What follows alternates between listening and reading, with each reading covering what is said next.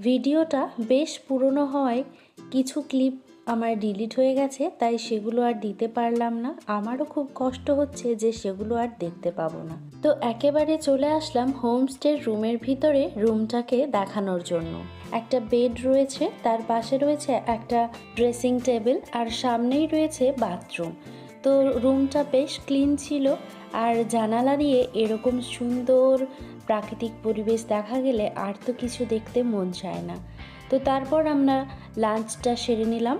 গরম গরম ভাত, ডাল, ডিমের ঝোল, আর ছিল পাঁপড় আর মেবি কোনো একটা তরকারি ছিল।